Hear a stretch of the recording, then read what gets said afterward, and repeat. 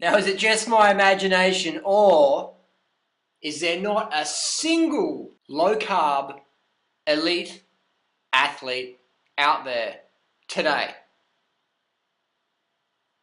I can't answer it. People always say, you've got the trolls on the forum going, well, you're wrong, Duranoda. There's plenty of low-carb Olympic athletes out there.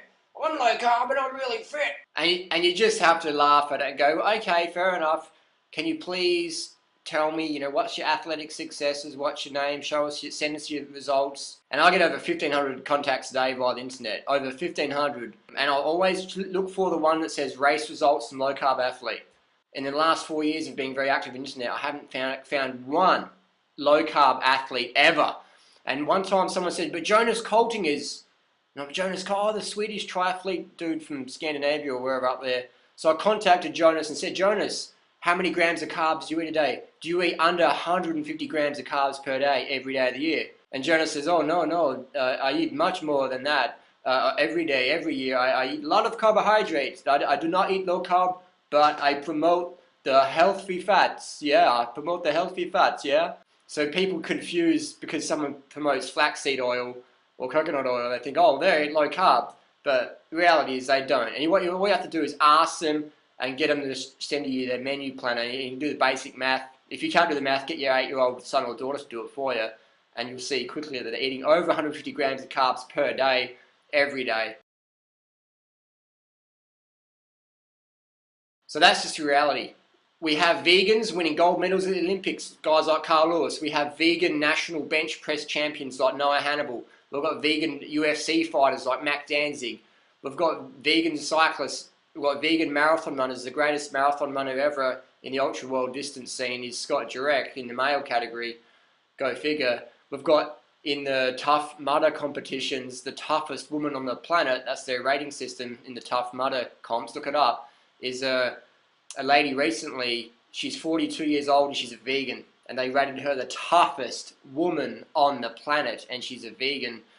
So there's not a single low-carb person out there, because you physically cannot compete if you don't have enough glycogen in the tank. And you will not restore your glycogen sufficiently for activity of a high performance. If you want to be high performance, you need to eat enough carbohydrates so you have full glycogen. That is why we have zero, zip, zilch, nada, dada, finiti, kaput, minyada, finada, low-carb athletes on the planet. Nothing. Never. Never will be, never has been, never was. There's just a few people on trolling. Oh, you're serious, Jordan Roddy, you're all wrong. Just got a few trolls like that out there. But no, there's in reality, look at it. And look at it. So that in the vegan world, we've got athletes from A to Z. Olympic gold medalists to state finalists to world-class age groupers like Ruth Heinrich, who's won more triathlons than anyone on the planet. And she's been a vegan for like 20, 30 years or something like that. High carb is where it's at. You know what I mean? So all these people like Rob Wolf and Mark Sisson and Sean Croxton, sincere guys, but just sincerely wrong. They don't have any idea. They're not competing at national level sport or state level sport. They're not even competing at district level sport. All these guys can do is throw some frisbee on the beach with the dogs and that's fine, that's cool, nothing wrong with that, having that low-level fitness, nothing wrong with that. That's, I'm not making fun of everyone, if you want to have low-level fitness, cool.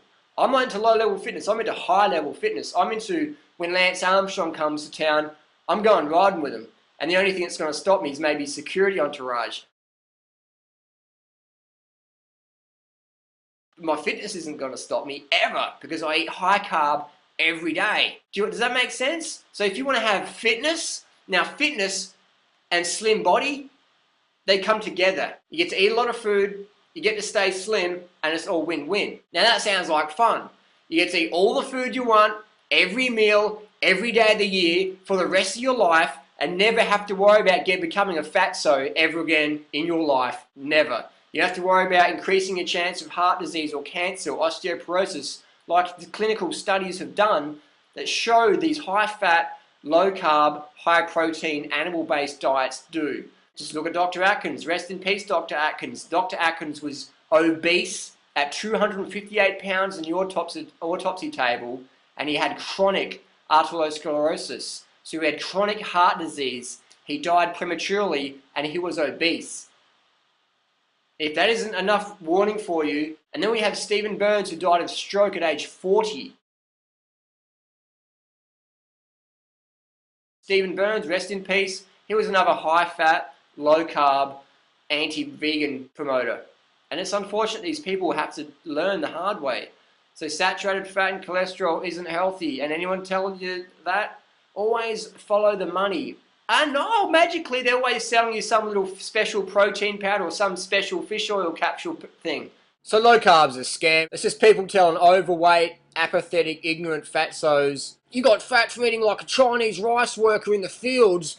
Cut out the fruits and vegetables and rice, because that's what made you fat. And make sure you load up on the bacon, eggs and sausage and slather it in lard and fry it up. Because you got fat on rice and fruit. You did. You know it. It was the bananas, man, and the steamed rice and broccoli. It just blew you out.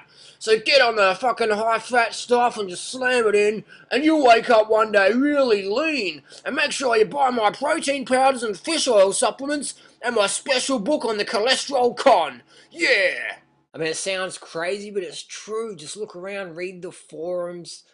People are dumb. People get suckered into any little scam and fad. So how do you decipher from the fact versus fiction, from the bullshit and the marketing versus the truth? How do you decide? How do you discern? How do you decipher? Follow your heart. Get back in touch with common sense. Look around. Travel a little bit. Go to China. See what these people eat. Are they getting fat on rice? Are they getting fat on fruit? I don't think so. And watch what all these low carb people say about us high carb promoters. You guys are too thin, man. You guys are too fast on the bike, and you guys run too fast, and you guys win too many bench press competitions. You're too lean, you're too ripped, you're too shredded, you're too light. The carbs make you fat, and all you guys are too lean. I don't know.